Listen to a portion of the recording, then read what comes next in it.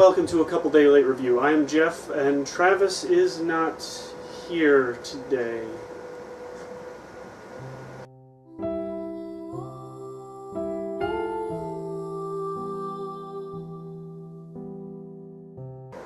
Today I watched The Wolverine, starring, of course, Hugh Jackman. He reprises his role yet again. I went to this movie not really too excited about it. After X-Men 3 just being really bad in my opinion, like I just didn't like a lot of X-Men 3. And then Wolverine Origins came out, and it wasn't really that good either. It was alright. It was pretty decent until the last 20 minutes, when Deadpool became like a weird Mortal Kombat Baraka with laser vision, and then the movie just tanked really bad. So, coming into The Wolverine, the next in the series, I really didn't have any expectations for it at all. In fact, they were probably pretty low. So, going to watch the movie, I was mildly surprised that it wasn't horrible. It was alright. I went to the matinee for $5 and watched it there. They had a 3D version, I just didn't care enough to go to the 3D version. And while watching the movie, nothing really stuck out as good 3D. So, in this movie, Wolverine is headed to Japan to fulfill the final wishes of a dying man that he saved the life of in Japan, like during World War II. So he's headed there pretty much to say goodbye, is the reasons he was brought there. Come to find out that the guy actually wants to trade Wolverine. He's found a way that he can take Wolverine's powers and actually put him in himself, and Wolverine would just then be a normal person. He would have, he'd just live and die of old age like everyone else. Wolverine's a little hesitant on the offer at first, but before he can really make a decision, he dies. The old man dies. So, he stays for the funeral to say his parting words to the deceased, and Yakuza attack the funeral.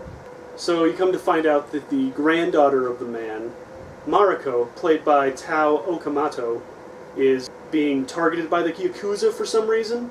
So he ends up just trying to protect her. All the while he finds out his powers have stopped working. He doesn't heal as fast as he did for some reason. So he's trying to protect her while feeling very vulnerable. So all in all, the movie was pretty decent. I don't really know if I would ever buy it, personally.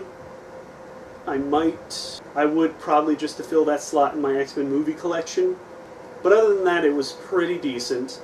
What I really liked about the movie is, at the very beginning of the movie, they show a flashback of Wolverine in Second World War, like in a Japanese POW camp. And they actually show the bone claws, like his old school bone claws, which was a really cool thing, one of the parts I really liked. The story was pretty decent. I really liked a lot of the actors in it. I've seen them before in other movies in small bit parts, but I really liked the girl who played Mariko. She was really good at it. It had really cool action scenes. It has an action scene on top of a bullet train, which was really cool. I thought that was pretty neat. What I disliked about this movie, I really hated the villains. One of the villains is a girl named Viper. She's like a blonde chick who I really knew nothing about until I actually had to look her up to find out about her. In the movie, she's a mutant, like kind of a snake. She's immune to all toxins and poisons, and she has this weird reptile tongue, and she can shed her skin, and she can spit acid poison. In the comic book, she has none of those powers. She's just a normal person who uses poisons, like poisoned weapons. So, to watch the movie and then read about the actual character was pretty ridiculous. just how much they changed this character. And then their big thing for this movie was Silver Samurai's in it. And I was like, cool, Silver Samurai's a pretty cool character. He actually's got, you know, I actually know of him. I've seen some comics with him in it.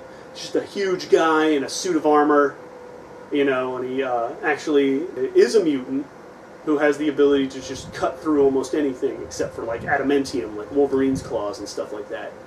So you get into the movie and he's pretty much a giant robot.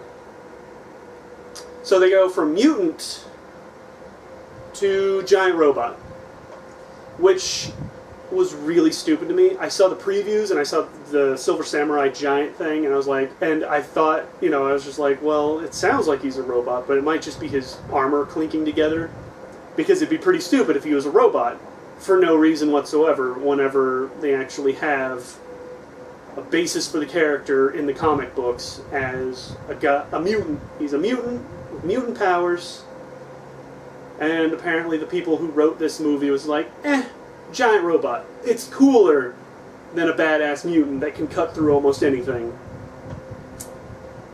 So my main two gripes about this movie were the bad guys. The bad guys were horrible.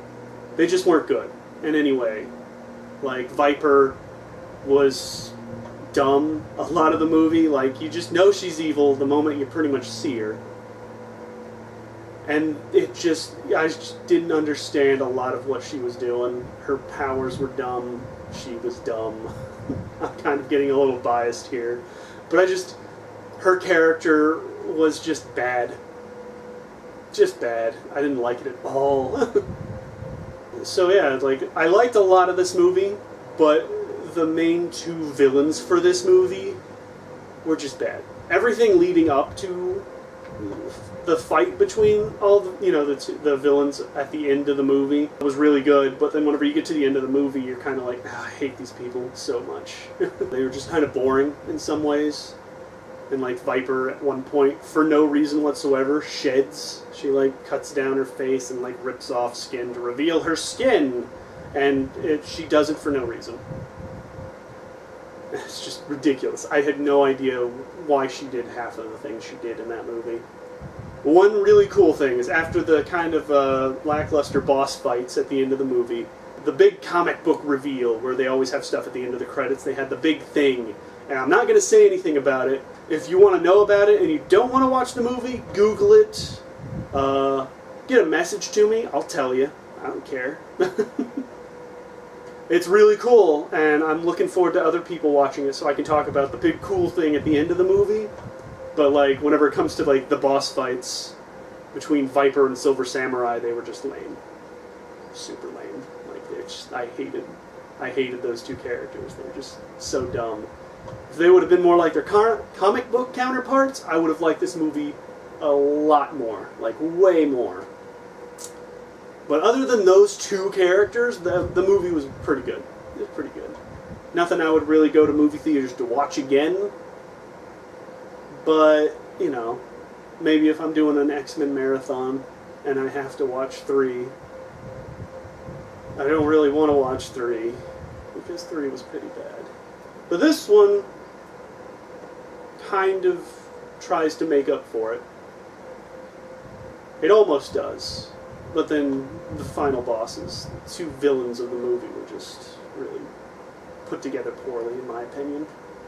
So, final thoughts. Decent enough movie. If you like the X-Men franchise, go watch it. If you haven't read the comic books, know anything about like Silver Samurai and Viper, go watch it. If you're a big comic book nerd, you're probably going to watch it anyway, and then probably have the same gripes that I do. But other than that, pretty decent. Not great, not horrible, just kind of in between.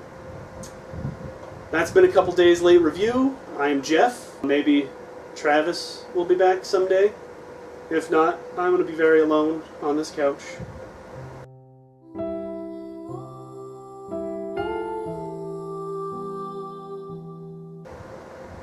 Please send help.